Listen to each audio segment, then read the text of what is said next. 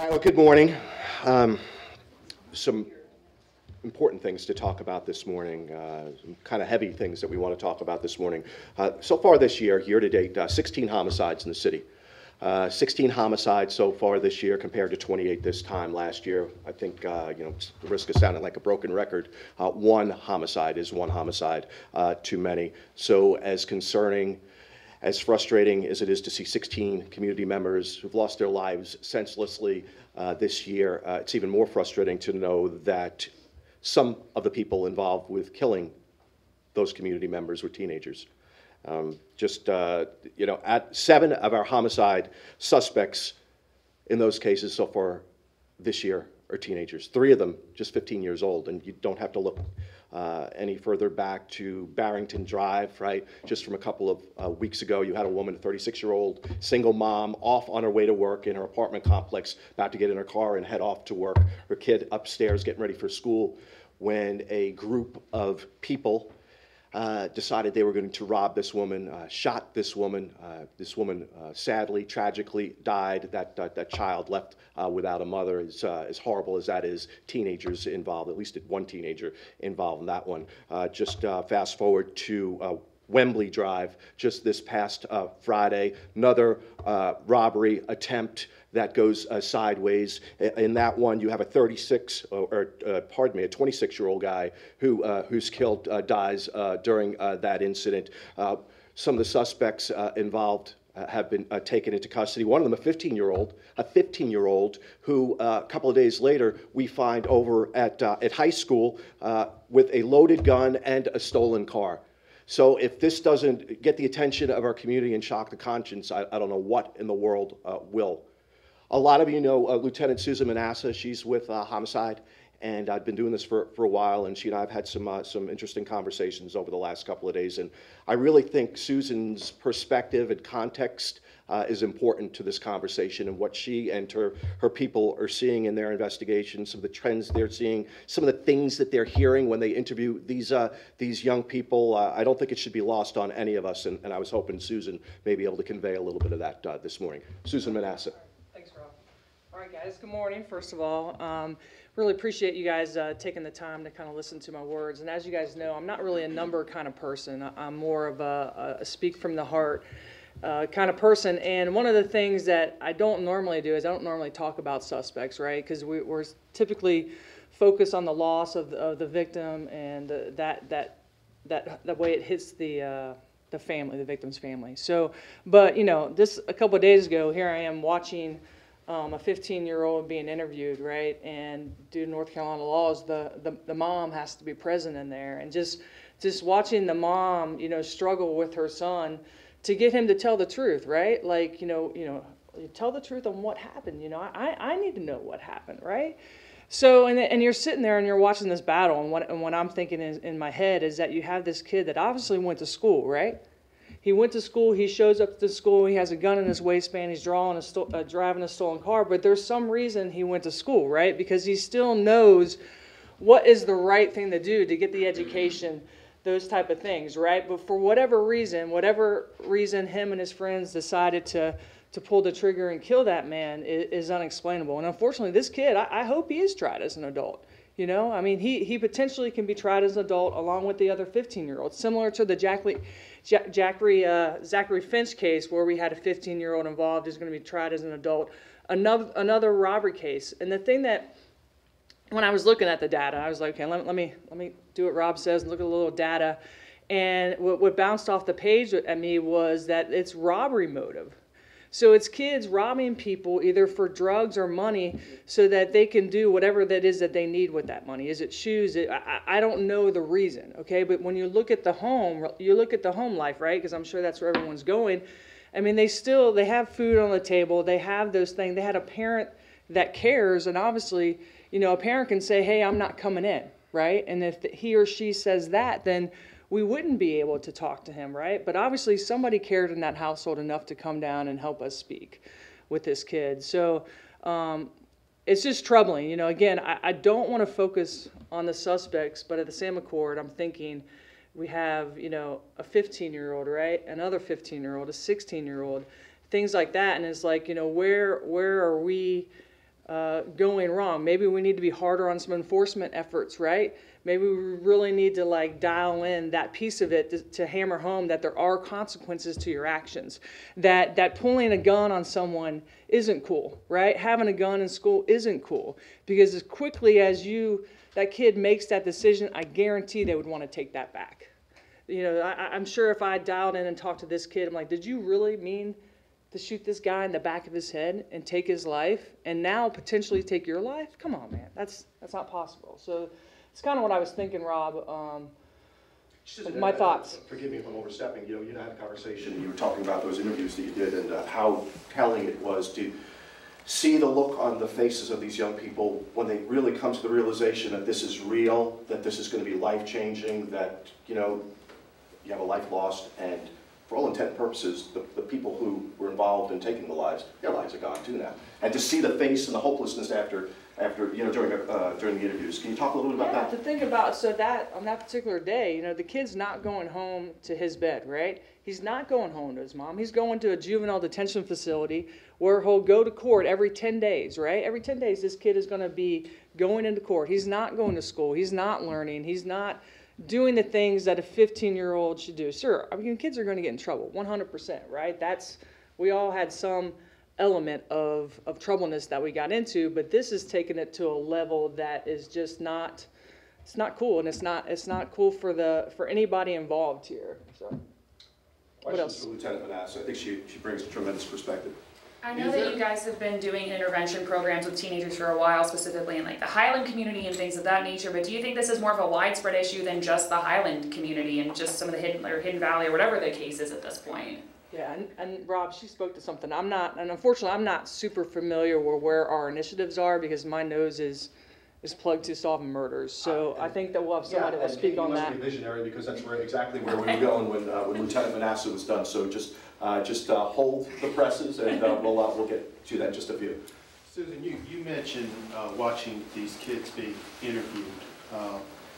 Did they, in terms of the moment of truth when they decided to pull the trigger, is there any commonality there at all?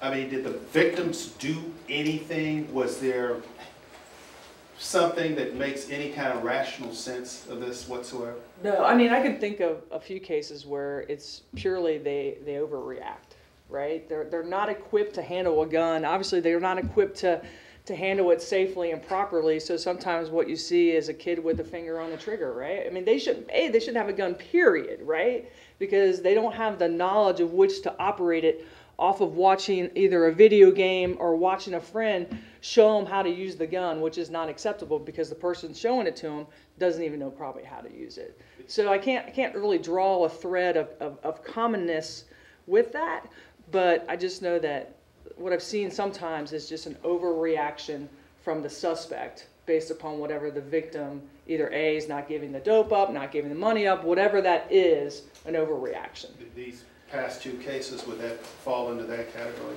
I don't know. I can tell you on the Barrington Drive one, I personally feel was an overreaction. On the Wembley Drive one, I don't have enough information on that one. Who else from Lieutenant Manasseh? Lieutenant, any of these young teens, do they have previous arrests? Have they been in the system? I don't have that. I can look, I can get the data, I just don't have that in front of me. Yeah. Can you speak, since you do the rest of the homicides too, in addition to these two, why we're almost at half where we were last year? Why is it so low? Oh, the murder rate? Overall, yeah.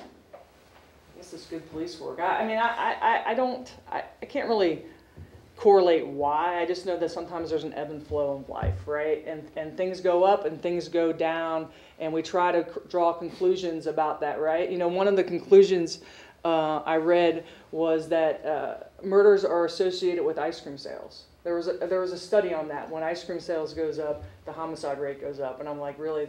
So when I say that just as a funny way of saying how people try to correlate things, sometimes we really can't dial that in, right? I'd love to be able to say why it is that we're only at 16 murders this year. I mean, I love it. You know, I love the fact because that gives us an opportunity to really dive in to other cases and explore things, you know, from 2017, right? But I can't give you a rational and logical answer on that.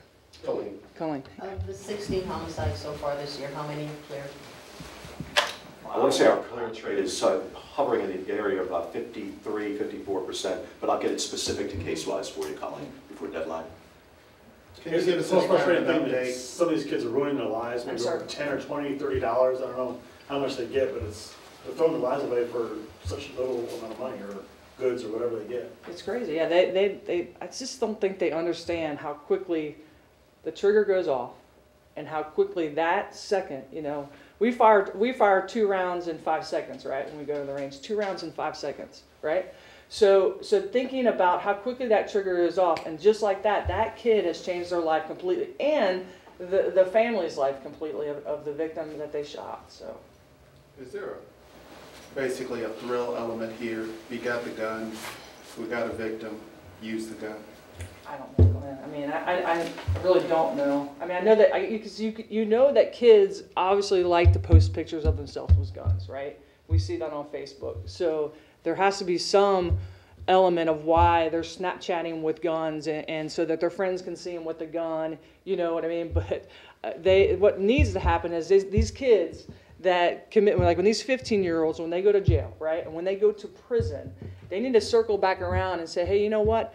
I shot somebody and I killed somebody at the age of 15, and this is what it did to me. And this is, if I could take back that photo of me on Snapchat or that picture of me on Facebook, if I could take that back, right, then this is how my life would be better. Would it be perfect? Probably not. But that's what I would like to see, as part of the prevention of this in the future. So, Colleen.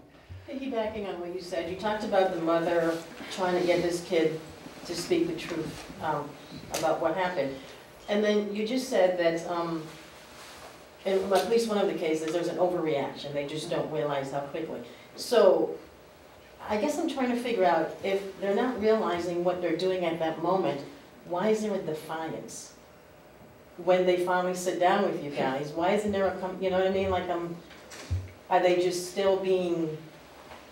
Well, I wouldn't say defiance. I mean, I just know naturally people, when they do something wrong, it takes a little bit to finally get the truth out, right? Like, so you try to explain reasons why something happened. And so we just show them kindness and respect in the interview to get them to say, hey, look, you've got to tell us the truth, because if not, you're going to look like this monster out there, right? That's just kind of the thread that we use in interviews when talking to kids.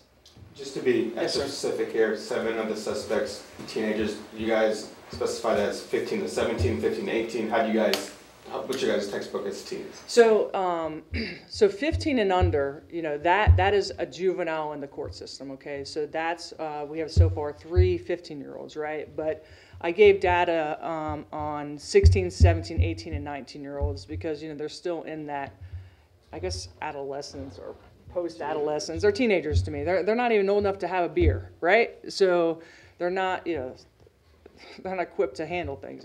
Is why I gave those numbers. So is it 7 total, 19 and under, and 3 of the 7 are 15? Yes, and I'll get you that specifically in writing, Colleen. And I'm going to let her take one more because I got somebody waiting in the wings right here. I think wanted to comment as well. Any gang influences or connections here? not that we're seeing. In your experience, this stretch that you're in right now, have you seen this many teens, these many juvies? I mean, no, because we had 2 last year. But I mean, like I said, it's an ebb and flow. I don't think this is a trend that we're going to see a bunch of 15-year-olds out there committing crimes, right? I think it's just a happenstance that happened. If you look at the numbers, I don't see us going, greatly off of that skew or off of that curve is what I see. So. I'm going to let the lieutenant. Yes, sir. Thank you. Thank you. Appreciate All right, guys. it. And we're not going to leave the conversation there. Okay, cool. We are going to advance it. Just, Jane, I didn't want to miss an opportunity. You asked about 16 compared to 28 and how encouraging that must be. And I can't tell you, year after year when we see reductions in homicides, oftentimes the phone will ring in the public affairs office from, you or one of your colleagues wanting to do a story on how successful it's been and the community safer. And as encouraging as numbers like that are, there is nobody in this organization that's doing a victory lap talking about 16 murders. You know, even though they're down from 28, one is one murder too many. So we are very mindful of that. No spike in the football here. A perfect world is a world with 0 murders, 0 number of community members losing their lives senselessly. So just wanted to put that out there and kind of explain why at times we're so reluctant to get out there and do those types of stories when we do see considerable reductions. To Susan's point, you know, numbers, they ebb and they flow, but it really goes beyond the numbers. These are people that we're talking about, and that shouldn't be lost on any of us. You know, Susan talked from a homicide perspective, you know, just how frustrating and concerning that is when you have young people involved in such egregious crimes. A lot of you probably don't know about a team that we have, a priority strategy team that we have that just looks at young people. It's called J-Post, and they just do a tremendous job in identifying priority young people who repeat offend frequently, get into recidivism, get involved in a lot of violent stuff. In fact, you may have to go back to Father's Day of last year. Remember the Zach Finch case. This is the fella who lost his life over the transaction of a cell phone last year. One of the young people that was charged with Zach Finch's homicide was on this J-Post list. I want to bring Officer Matt Teague in. Matt has been with J-Post for the better part of a year and a half, and I really want him to kind of paint a picture and show you what we're doing strategically as a department to really get our arms around youth crime. Matt. Thank you. All right, here we go. Good morning. Good morning. Like Rob said, my name's Matthew Teague, and I'm a member of the CMPD J-Post team. And J-Post basically stands for Juvenile Post Offender Strategic Team. We are a group of officers from every district across the city that work in partnership with the DA's office and the Department of Juvenile Justice to identify juveniles that are in our community committing very serious crimes. Currently, we have 61 juveniles that we are working with across the city. Now, these juveniles have committed very serious crimes, such as breaking into homes and auto, stealing cars, robbery, and even homicide. As a juvenile officer, what we try to do is help these juveniles realize that they have options other than continuing to commit crime. We do this by trying to get to know the families, working with the juveniles and their families as a team to figure out why are they committing these crimes and what can we do as a department to help them realize that they have better options. That can be anything from using our connections that we've made in the community to get them a job, activities outside of the home, something to occupy their mind and time, and just anything that will help them realize that the decisions that they make today affect them for the rest of their lives, and try to get them to make better decisions every day. Now, I'm excited to say that I feel like this is working. I personally have a young man that's on my caseload that I brought on to J-Post at the age of 12 years old. This young man, when I brought him on, had 41 pending felonies in the juvenile system. This young man would take cars, basically, and drive them all over Charlotte. With the hard work of us and his family and his mother, this juvenile has completely turned his life around in a year and a half.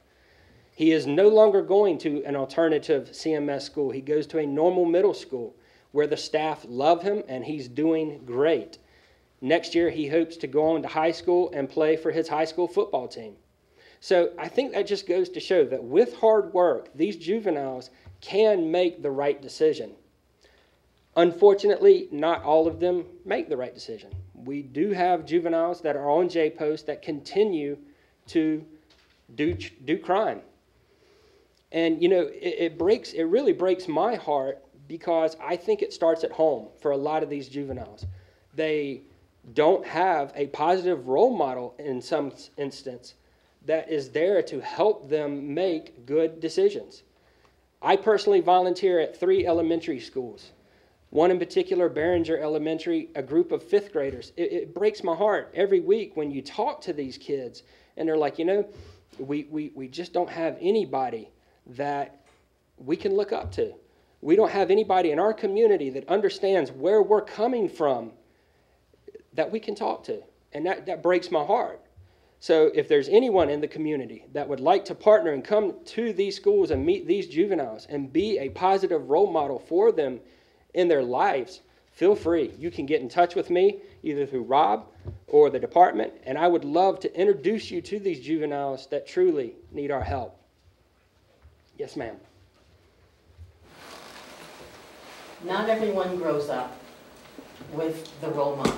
Yes, Not ma'am. everyone makes bad decisions. Yes, ma'am. Are you not letting some kids off the hook by saying they don't have role models? Right is right, wrong is wrong. Correct. But, like I said, it breaks my heart to hear a fifth grader say that he doesn't have anybody that he can go to and talk about what he's going through that understands what he's going through. That breaks my heart. And that's where I wish there were more role models. I understand that there are kids that have good homes that make poor decisions. But I would like to encourage everyone to try to be a role model to these kids. When you talk about that you are basically following 61 Yes, sir. right now, Yes, sir. how is that compared to years past? Are you seeing more or No, or sir. less? That list stays about that number. We meet biweekly, like I said, with the DA's office and the Department of Juvenile Justice, and we discuss one by one each one of these children and how are they affecting the community at that particular time. And then we also look at other juveniles that may have come to our attention. So they're always added to the list, or if they're doing good and they don't have any cases in the court system and they've shown that they have been successful, they can be removed. So it's always growing and shrinking, if that makes sense. When they are removed, does somebody like check on them every 6 months or something? You know? Glenn, to be honest with you, I consider all of these kids like a friend. You know, I've been compared to a probation officer, and I don't like that word. Yes, I do go to their homes and make sure that they're following curfew that the courts have put on them.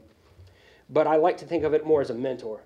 So absolutely, even though these kids come off of my list, I'm still checking on them. I had one young man that he came off of our list because all of his charges had been taken care of. He moved to Pembroke.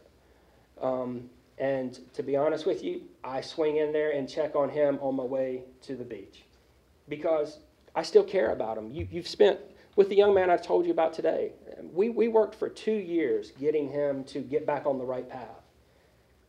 You build a friendship. So yes, they may come off the list, but we do still check on them and monitor them. All right, thank you, sir. Thank you, Chief. You're welcome. I promised I wouldn't leave him up here too long because he's doing great work and he's a little nervous, but you can see his compassion for the work. A couple things I want to touch on. One, to be quick, is the diversion. What he's speaking to are those top 60, 61 people who continue to have issues. That is out of diverting about 700 per year. And this year alone, we're right around 200 kids. Those people are those we're trying to keep from getting that first arrest that becomes an actual charge and a conviction. So we're trying to give them that opportunity. Our goal is always to keep our recidivism rate under 20, and right now we're at 7%. So 93% of the people who complete the course don't go on to commit further crime. So with that having been said, I'll entertain any questions you might have relative to anything we've presented today. I do want to speak to what you said, though, Colleen, about letting them off the hook. I think that's a very good observation. What I'll tell you is this. We make no bones about the fact that we're trying to do our policing with passion and empathy and understanding. We are not letting anybody off the hook. If we were, the 61 would not exist. These are some repeat offenders that we're trying to break that cycle.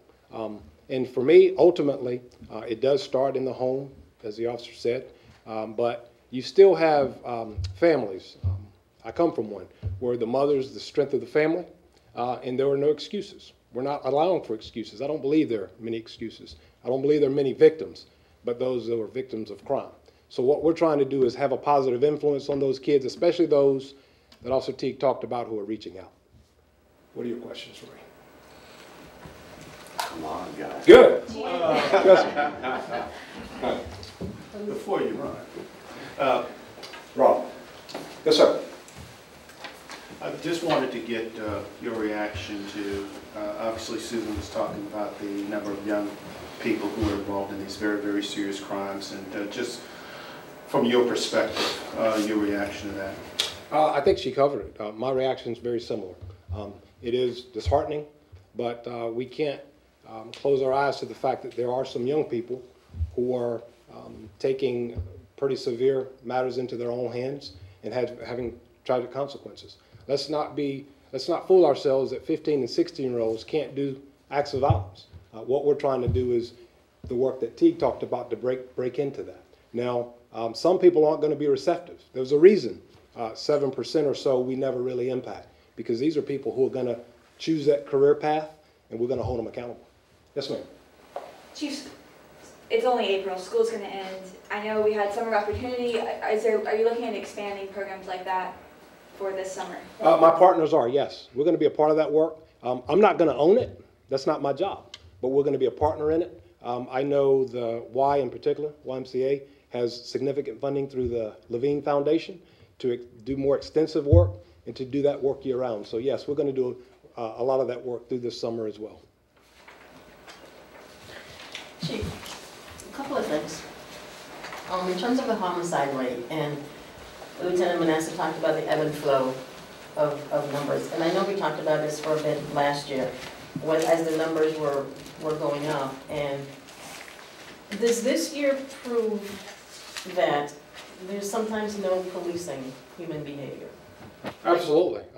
I don't think it takes policing to prove that. I think you can look at a lot of factors, social factors included. But last year, I kept saying, is an anomaly. We were having a lot of people in that year who resorted to guns to settle minor disputes. This year, we're not having that level. Again, we're doing some work. We started a community empowerment initiative. I'm not going to tie some of the work we're doing specific to some of those reductions, but I do think it has an impact. I just think last year was a very violent year for us, and this year we're off to a pretty good start relative to homicides. Yes, ma'am. Just to continue, looking at the breakdown that I'd gotten yesterday in terms of whether domestic robbery arguments and stuff. Last year, there have been quite a few of arguments that spiraled, into gunshots, etc.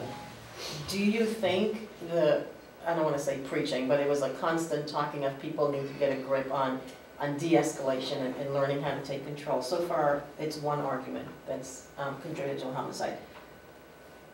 What do you think? Do you think the words are sinking in, or do you? I'm skeptical, to be quite frank with you. I don't know that people listen to me that well. So right. I think the issue is that's what got a lot of notoriety. Overall, we were down in violent crime, but for homicide. Homicide was one of those areas that we did see escalate. This year we're down significantly, but you talk about one that was domestic related, interpartner violence, but the other 15 are just as important to family members. So our struggle is trying to bring some closure. We want to figure out what's going on, especially those who are known to the victims, the assailants who are known to the victims, so we can intervene sooner. But right now we happen to be down. The work continues because we have 16 homicides that we still are working on and trying to bring closure to our family as we do so. You mentioned it. What are your stats telling you about how the empowerment initiatives working in Hidden Valley and Lakeview at this point? I encourage you to ask those people who are doing the work, Cedric Dean in particular, Pastor Theo, who's joined us in that effort, because I wish I could quantify exactly what that means, but what I see is kids not being absent from school as much. So the behavioral issues have reduced significantly in some of those schools that we're involved in, especially in Thomasville. So they're doing some good work. The principal would be a good person to talk to there. I'd rather you hear it directly from the horse's mouth. I can just tell you the anecdotal evidence that I'm getting is that kids are much more engaged. They're reaching out. They're trusting what we're trying to do. And they have a totally different perspective of the police. So even in that vein, we're being successful. But I'd ask you to ask those people who are most affected by it. That's something that I can't statistically quantify yet. Chief, you just mentioned if these kids maybe who have had a distrust of the police are now starting to trust you guys more and more. What are you guys doing to bring it home so that you guys can be trusted, that you're going to help them, not hurt them? We're being human. We're going into the schools that need us the most, and we're just having conversations, one person to another, building on the credibility of some of our partners who can break through, and being human. It's not that complicated. It's community policing at its best, and what we've been trying to do all my career. You think we still need a homicide task force? I think we need to heed the recommendations of that task force. The task force is pretty relevant today, just like it was when we did it back in 2005. I just think we need to heed it. I think other partners need to step up and own their piece of it. That's the only thing I would recommend. I think the recommendations are truly as relevant today as they are in the early 2000s. All right. Thank y'all. Thank you, Chief. Yes, sir. We're going to make Officer Teague available one-on-one. Anybody that wants to talk a little bit more about J-Post, and we'll get you those numbers specific to juveniles and the breakdown of teenagers involved or charged with homicides so far this year.